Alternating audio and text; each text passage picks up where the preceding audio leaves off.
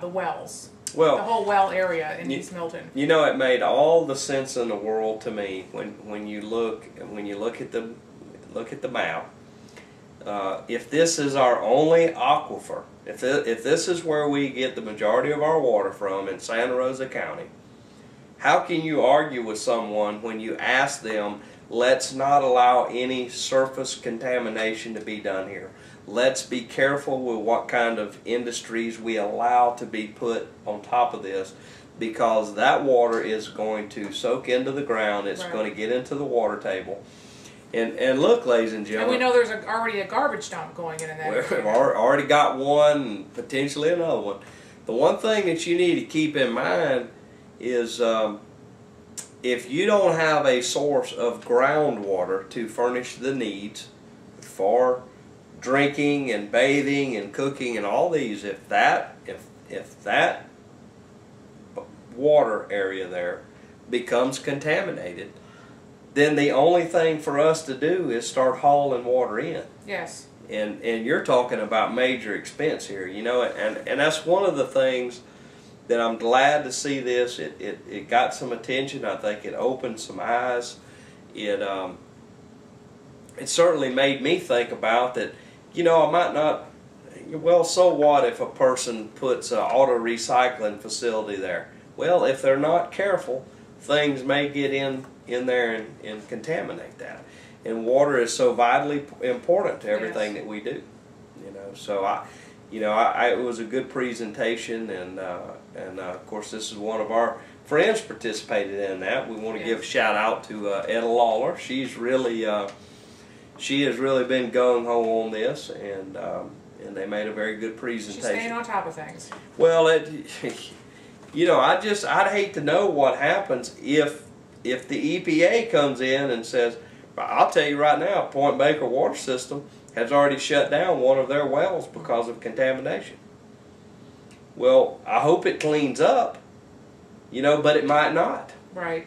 If we contaminate this thing, then we're out of luck. We're not. We'll be talking about desalination units and taking water out of the Gulf of Mexico to have water to drink. Right. And in one of the most river and creek crossed areas of the Gulf Coast. Right. We have a tremendous bounty of creeks and rivers and bodies of water here. And I just don't see how anybody can ignore the fact of how important these things are. You know, the recreation side of it, that's all well and good too. But the importance of the water for human consumption, you know, it's just vitally important. So, speaking of water and human consumption, that takes us to another issue that the Clean Water Network of Florida is now addressing. They have asked the U.S. EPA, the Environmental Protection Agency, to come in and sort of take over from Florida's Department of Environmental Protection, FDEP, and start regulating the toxins in the water in Florida. Specifically, they're using fish consumption as sort of the measuring stick on how much toxin needs to be in the water.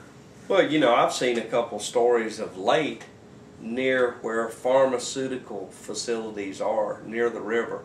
And they pull, not in Santa Rosa County, but in the U.S., where they pull fish out of the water, and these fish have measurable levels of, you know, 200 and 300 different types of pharmaceutical grade drugs in the fish themselves. Well, the EPA actually monitors or regulates 90 poisons, and of those 90, Florida's DEP actually only specifically measures 36. Right. So there's 54 that are just not even in the mix as far as that goes. So we're way short on when we compare to what the federal government is looking for. Well, right. They're saying, well, existing standards are okay on those other 54, and what they use is the amount of fish people consume. Well, you know, whether you know the consumption issue, I understand that. We really need to just protect all these bodies of water.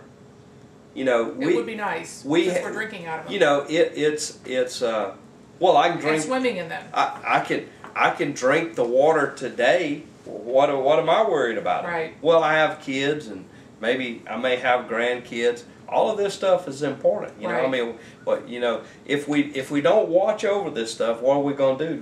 Just call it a disaster area and move away. You know, it's vitally important to. Boy, this is going to shock you when I say this. It is vitally important to the economic health and / maybe economic development in Santa Rosa County that we have a good water supply there. Yes, it is. And we have to protect it, ladies and gentlemen. And We really according do. to the Clean Water Network, Florida DEP has really just used the lowest possible standard. And they've been saying since 1994, well, we're going to raise that standard, but we need to do a couple studies. We need to study it. We need to study it. You know, And finally, they said, well, the study's on hold indefinitely. We've got this interim number. It's not as high as we thought it should be, or as we originally thought it might be. But the study's on hold indefinitely. well, we do a lot of studies. Yes. And so the Clean Water Network has finally just said, we're going over your head. We're going to ask EPA to intercede. This is now, in our opinion, interfering with the Clean Water Act. And somebody needs to come in here and make sure the water's not poisonous. You know, I just don't understand how anyone, even the big business interest, I just don't see how they can look the other way on this. And you know, once again, I certainly applaud our friend Etta, and I hope they continue to pound this issue and educate. Yes. And you know, I told Etta that we're certainly going to dedicate not only just one TV show to it, but more to it. You know, it's a vitally important issue to all of us, and we need to make sure that we have clean water today, 10 years from now, 50 years from now, and 500 years from now. And we can do that by just taking care of what we do to make sure we don't contaminate our groundwater. Well, unfortunately, in this area, it's going to involve pissing off a big paper company, and that's been the problem. Well, that's, you know, that periodically happens. Yes, it does. You know, and so there you go, ladies and gentlemen, and we're certainly Etta has told us that there'll be additional stuff, and we're certainly going to put it on the show when time comes. Deborah, I noticed this week that our health department chief was charged with DUI and a head-on crash. Yes. This week, and you know, and this is a quote. It was in the Pensacola News Journal. It's a quote, and anybody that wants to open their mouth in front of a reporter, they need to be aware of the fact that there's a quote. But I was really shocked by this quote. It is a private, personal matter. It is not in connection with my job.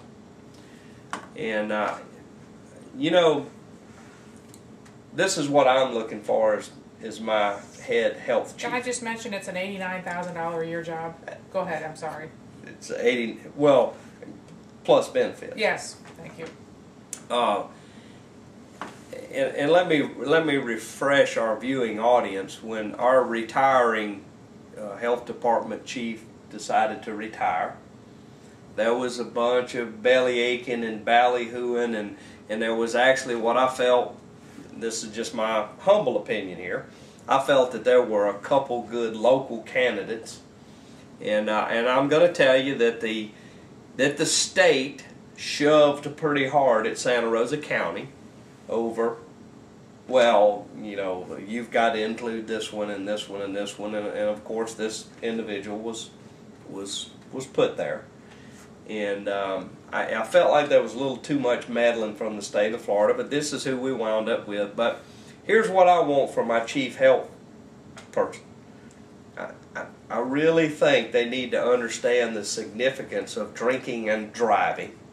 That kind of falls into the health category. I'm sorry, but it does.